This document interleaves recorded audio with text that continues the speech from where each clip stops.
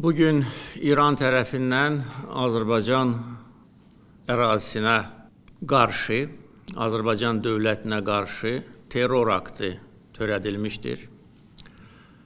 Naxçıvan Muxtar Respublikasının ərazisini İran dövləti pilotsuz uçuş aparatları ilə atəş altına salmışdır. Atəşin hədəfləri mülki obyektlər idi.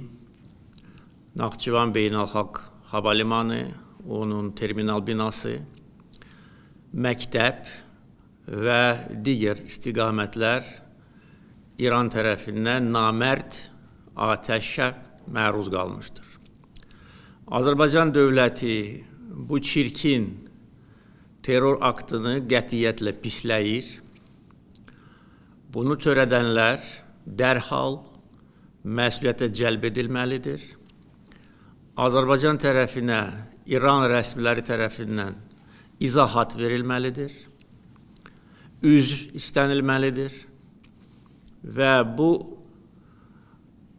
terror aktını törədənlər cinayət məsuliyyətinə cəlb edilməlidir. Birinci dəfə deyil ki, İran dövləti Azərbaycana və azərbaycanlılara qarşı terror aktları keçirir. Hamımız yaxşı xatırlayırıq ki, bir müddət bundan əvvəl Tehrandakı Azərbaycan səfirliyi terror aktına məruz qalmışdır. Səfirliyə hücum çəkmiş İran xüsusi xidmət orqanları tərəfindən təlimatlandırılmış şəxs Azərbaycan vətəndaşlarına qarşı qanlı terror aktı törədib. Bunun nəticəsində bir vətəndaş həlak olub, bir vətəndaş isə ağır yaralanıb və onu da bildirməliyəm ki, Azərbaycanın xüsusi xidmət orqanlarının nümayəndəsi Əliyalın o avtomat Kalaşnikovla silahlanmış və Molotov kokteyllə və balta ilə silahlanmış terrorçunu zərərsizləşdirib. O vaxtda bizdə şübhə yox idi ki, bunu törədən İran dövlətidir. Çünki bu terror aktı həm səfirliyin içində, həm səfirliyin ətrafında hardasa 40 dəqiqəyə qədər davam edirdi. Və bu 40 dəqiqə ərzində bir dənə də olsun, nə təhlükəsizlik, nə polis nümayəndəsi səfirliyə yaxınlaşmır. Aydın məsələ idi ki, Azərbaycanı qorxutmaq, Azərbaycana qarşı öz çirkin əməllərini həyata keçirmək üçün bu terror aktı İranın dövlət qurumlarının ən rəhbər mərtəbələrindən sifariş edilmişdir. O vaxt bildiyiniz kimi Azərbaycan çox sərt reaksiya vermişdi bu hadisəyə. Azərbaycan səfirliyi İrandan təxliyə edilmişdir. Bütün diplomatik əlaqələr dayandırılmışdır və İran tərəfi məcbur olub bizdən üzr istəməyə, öz günahını etiraf etməyə və bizim təkidimizlə o terror aktını törədənə ən ağır cəzada verilmişdir. Və hətta uzun müddət bu cəzanı həyata keçirməyə maraq göstərməyən, hətta cinayətkarı xilas etməyə çalışan İran dövləti məcbur olub və terrorçu edam edilmişdir Azərbaycan nümayəndələrinin gözü qarşısında. Bu dəfə də cavab eyni olacaq. Biz bu əsassız terror aktı ilə Azərbaycana qarşı törədilmiş təcavüzlə barışmayacağıq. Silahlı qüvvələrimizə təlimat verildi ki, cavab tədbirləri hazırlansın və həyata keçirilsin. Dəfələrlə İran tərəfinə xüsusilə keçən il baş vermiş toqquşmalardan sonra bildirilmişdir ki, Azərbaycan ərazisi heç bir qonşu dövlətə qarşı istifadə olunmayacaq. Biz buna imkan verməyəcəyik, necə ki, heç vaxt bugünə qədər imkan verməmişik. Düzdür, keçən ilin yay aylarında və ondan sonraki dövrdə İrandan bizə əsassız ittihamlar irəli sürülürdü.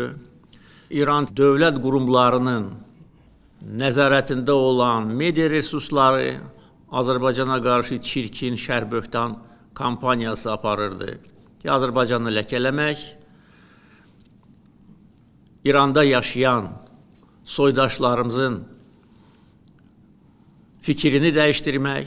Çünki yaxşı bilirlər ki, bugün müstəqil Azərbaycan dövləti İranda yaşayan bir çox Azərbaycanlılar üçün də ümid yeridir. Yəni bizi ləkələmək, bizi şərləmək, gözdən salmaq İran ictimaiyyəti qarşısında bu məqsədi güdürdü. Çünki bunun heç bir əsası yox idi. Azərbaycan nə o vaxt, nə də bu dəfə İrana qarşı olan əməliyyatlarda iştirak eləmir və eləməyəcək. Çünki bizim mövqeyimiz bundan ibarətdir. Biz qonşu ölkələrə qarşı hər hansı bir əməliyyat keçirtməyə nə marağımız var, nə də bizim siyasətimiz buna imkan verir. Biz öz ərazi bütövlüyümüzü qoruyuruq və qorumuşuq. Necə ki, Ermənistan işğalına son qoymuşuq. İstənilən şər qüvvəyə qarşı öz gücümüzü göstərməyə hazırıq. Və İranda bunu unutmasınlar. Və onların bu törətdiyi terror aktı bütün başqa çirkin amillərlə yanaşı böyük nankörlük nümunəsidir. Son hadisələr baş verən kimi biz onlara xəbər göndərdik, başsağlığı verdik. Xarici İşlər Naziri mənim göstərişimlə həmkarı ilə danışdı. Mən onların səfirliyinə gedib başsağlığı vermək üçün öz mövqeyimi bildirdim. Halbuki məndən başqa heç bir dövlət başçısı İranın heç bir səfirliyinə getməyib.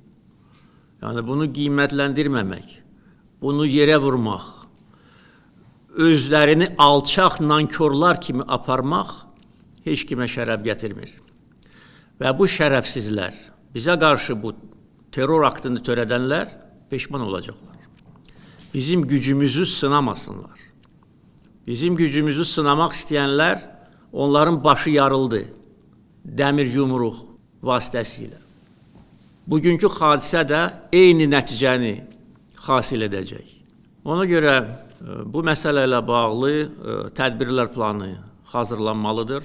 Bütün göstərişlər verilmişdir. İranın Azərbaycandakı səfiri Xarici İşlər Nazirliyinə çağırıldı.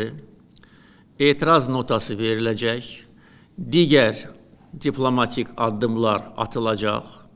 Sərhədlə bağlı müvafiq göstərişlər verildi.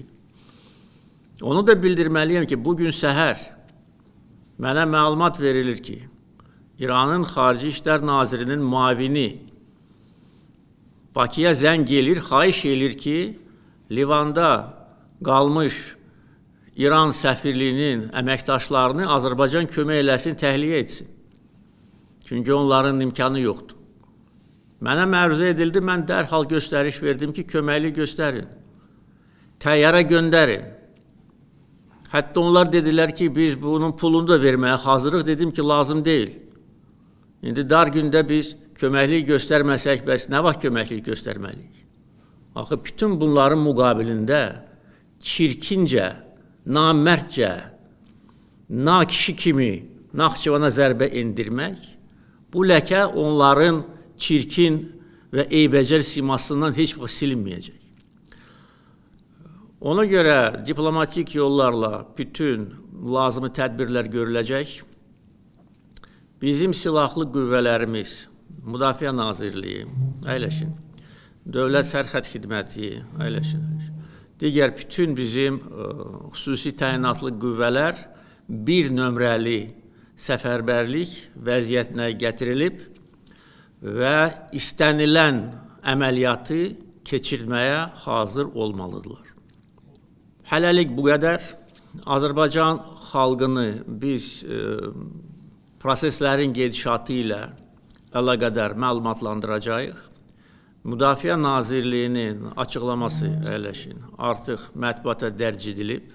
Azərbaycan xalqı əmin olmalıdır ki, istənilən bəd qüvvəyə qarşı bizim dəmir yumruğumuzu onlar görəcəklər.